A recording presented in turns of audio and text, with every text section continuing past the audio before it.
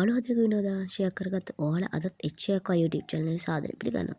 අදම ඔයාලත් එක්ක කතා කරන්න යන්නේ විනාශම වෙච්ච වීඩියෝ එකකට එකතු වුණු අමුතුම වීඩියෝ එකක්. ගොඩක් අයට ප්‍රශ්නයක් වුණු මේ ප්‍රශ්නයට ගොඩාක්ම සුදුසු වෙන්න පුළුවන් මම මේ කරන අද වීඩියෝ එක. ගොඩක් අයට එපා වුණු දෙයක් තමයි ඇල්ගී කියන්නේ. ඉතින් මමද මේ වීඩියෝ එකෙන් ගේන්නේ ඇල්ගී ආහාරයට ගන්න මාළු ಜಾති කිහිපයක් ගැන. මේක වීඩියෝ ගොඩක් වැදගත් වෙන්න පුළුවන්. ඉතින් දැන්ම කියනවා අපේ channel එක subscribe කරලා නැත්නම් subscribe කරන්න. අනික comment කරන්න කියලා ඉල්ලනවා. ඉතින් අපේ channel එකත් එක්ක දිගටම රැඳිලා ඉන්න. ඉතින් අපි එහෙනම් ඇල්ගී ආහාරයට ගන්න මාළු වර්ග ගැන කතා කරන්න යනවා. පළවෙනි වර්ගයේ කොරිඩෝස් කියන මේ මාළු జాතිය හරිම ලස්සන මාළු జాතියක්. ඉතින් මේ මාළු జాති ඔයාලට වෙළඳපොලෙන් බහුලව දැක් ගන්න පුළුවන්. ඉතින් ඒක නිසා මේ මාළු జాති ඔයාලට ගත්තොත් ඔයාගේ ටැංකිය පිරිසිදුව තබා ගන්න හැකියාවක් තියෙනවා. ඊළඟට මේ මාළු ගැන කතා කරොත් ටැංකි සයිස් එක ගත්තොත් මෙයාට බහුලවම පාවිච්චි කරන ප්ලාන්ටඩ් ටැංක්. ඉතින් මෙයා ගාව ඉන්නවනම් පහලින් කමෙන්ට් එකක් දාන්න. ඉතින් මේ මාළු జాතිය ඔයා ගාව දැන් ඉන්නවනම් මෙයාට හොඳට රැකවරණයක් දෙන්න ඕන මාළු జాතියක්. මොකද කිව්වොත් මෙයාට අපි දාන ෆ්ලෝටින් පැලට් මෙයාට අනුභව කරන්න හැකියාව ලැබෙන්නේ නැහැ. මොකද මෙයා ටැංකියේ පතුලේ ඉන්න අන්ඩර්වෝටර් මාළුවෙක් නිසා. ඉතින් අපි මේ මාළුව ගැන කතා කරොත් තව බොහෝ කරුණු වගේක් කතා කරන් තියෙනවා. ඉතින් මම කලින් කතා කරේ මේ මාළුවගේ ටැංකියේ ප්ලාන්ටඩ් ටැංකියක් කියලා විතරනේ. ඉතින් මේ මාළුවට හරියන ටැංක් සයිස් එක කිව්වේ නැහනේ. ඉතින් මේ මාළුවට හරියන ටැංක් අඩි 1.5 අඩිය වගේ ටැංකිය ඔයාලට භාවිතයට ගන්න පුළුවන්. ඊට වඩා මෙයාලා නිකන් දුකු පීස්ෆුල් විදිහට හදන්න ඕන නම් ඔයාලට කමියුනිටි එකක් වශයෙන් හදන්න ඕන. අඩි 3 ටැංකිය වලට යන්න හැකියාවක් තියෙනවා. ඉතින් මේ මාළු හදන්න පුළුවන් මාළු වර්ග ගැන කතා කරොත් කැට්ෆිෂ් වගේ මාළු ಜಾති ඔයාලට බහුලව ගත ඉස්සරහට මම කතා කරනවා. ඉස්සරහට මම කොරිඩෝස් වගේ මාළුගේ කේරින් වීඩියෝස් ගේන්නම්. මොකද මම තාම කොරිඩෝස්ලා හදන්න ගත්තේ නැහැ. ඉතින් කොරිඩෝස්ලාගේ ඉස්සරහට වීඩියෝස් ගේන්න බලාපොරොත්තු වෙනවා ගොඩක්ම මම. ඉතින් මම මොස්ටර් ටැංකියක් හදනවා කියලා ඔයාලට පොරොන්දු වුණා. ඉතින් ඒ පොරොන්දු පිට තාම මොස්ටර් ටැංකියේ වැඩ කටයුතු යනකම් ඔයාලට මම ෂෝට් වීඩියෝ එකක් ගේන්නම්. ඉතින් එහෙනම් මට කොරිඩෝස් ගැන කතා කරන්න තියෙන ඔච්චර. එහෙනම් අපි ඊළඟ මාළුවට එයා. ඊළඟ මාළුව වෙන්නේ ඉතින් ඔයාලට මේකෙන් බලා ගන්න පුළුවන්. ඉතින් ඊළඟ මාළුව, ඒ කියන්නේ දෙවෙනි මාළුව කවුද කියලා බලන්න තමයි ඔයාලා ඉන්නේ. දෙවෙනි මාළුව අපි ඔයාලා ගොඩක් දෙනෙක් දන්න මම ඊට කලින් වීඩියෝ එකකුත් ගෙනාපු මං ගාව ඉන්න ඇපල් ඩිස්නේ. ඔයාලා බලයි ගොළු බෙල්ලෙක් වගේ මේ මාළුවා ඇක්වේරියම් ලෝකෙට අයිති වෙන්නේ කොහොමද කියලා. එතන කිව්වොත් මෙයා මම කතා කරන්න හේතුව තමයි මොකද මම මේ මාළු ගැන තාම තොරතුරු හොයන ගමන් මොකද මං තිකල්ල මං ගත්ත එක්ස්පීරියන්ස් වලින් තමයි ඔයාලට මම වීඩියෝ ගේන්නේ. ඉතින් මං තාම මේ මාළුව ගැන තොරතුරු හොයන ගමන් ඉතින් මං ඉස්සරහට ඇපල් ස්නේල්ගේ කෙයරින් වීඩියෝ එකක් ගෙනවා. ඉතින් දිගටම රැඳිලා ඉන්න.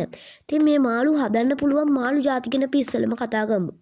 ගෝල්ඩ් ෆිෂ් ඇතුළු ඕනෑම මාළු කණ්ඩායම මොස්ටර් සෙරමනියටත් හදන්න හැකියාව තියෙනවා. ඉතින් ඒ ඕනෑම මාළුවෙකුට මම දන්න විදියට හැකියාව තියෙනවා.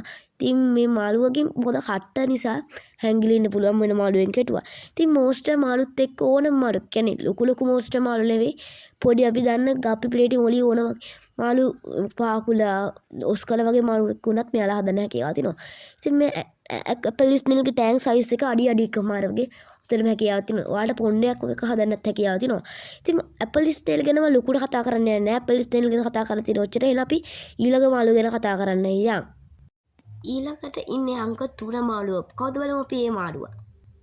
ඒ මාළුව තමයි ඔයාලට ගොඩක් දිනකට එපා වුණු මාළු జాතියක් වෙන. ඒ තමයි ටැංකි සුද්දා. ගොඩක් අය ගාව දැනටවත් ඉන්න පුළුවන්.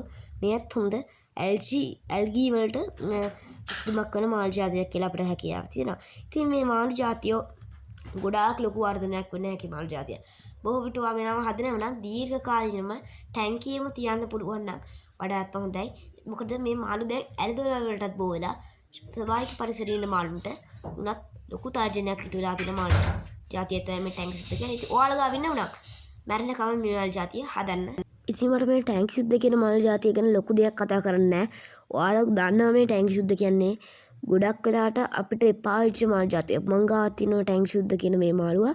ඉතින් මේ මාළුවා ගැන කතා කරන් තියෙන ඔච්චර. එහෙනම් අපි ඊළඟ මාළුව ගැන කතා කරන්න. ඊළඟ 4 වෙනි මාළු කාණ්ඩය වෙන්නේ ඔයාලා කුහුවිට දන්නේ නැතුව ඇති අද වෙන්න පුළුවන් නම හර තියෙන්නේ. මට කලින් දැකලා තියෙන්න පුළුවන් සමහරක් අයන පුළුවන්. දැකලත් නැහැ නම අහලත් නැති මාළු జాතිය. මේ මාළු జాතිය කවුද කියලා ඔයාලට තාම හිතා ගන්න බැරුව ඇති ඇක්වේරියම් හොබි එකට අලුතෙන් ආපු අයට. ඉතින් මේ තමයි ඇල්ගී ඊටර්. ඇල්ගී ඊටර් කියලා තමයි මෙයාට කියන්නේ. ඉතින් මෙයා හොඳටම ඇල්ගී පාලනයට හොඳම විසඳුමක් වෙච්ච මාල් ජාතියක් කෙනෙක්.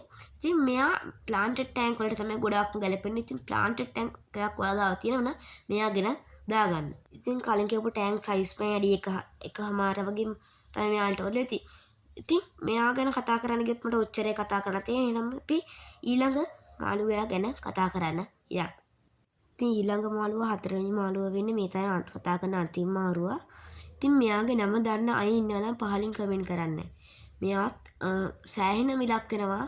මෙයාගේ නම දන්නේ නැහැ. මම ඇක්වේරියම් shopping එදා මිල ඇහුවන් පස්සේ කිව්වා රුපියල් 3000ක් විතර වටින මාළුවෙක්. හොඳ මාළුවෙක් තමයි මේ ඇල්ගී කන තවත් මාළුවෙක්. ඉතින් මෙයා දන්න අය පහලින් කමෙන්ට් එකක් දාගෙන යන්න මෙයාගේ නම. ඉතින් මෙයාට ගැන කතා කරන්න ගියොත් මට කලින්ම ඒව විතරයි. හැබැයි මෙයා හදනවා නම් සෑහෙන හොඳ වටිනාකමකින් තමයි හදන්නේ තියෙන්නේ. ඉතින් මෙයා මේ වීඩියෝ එක හොඳයි කියලා හිතනවා.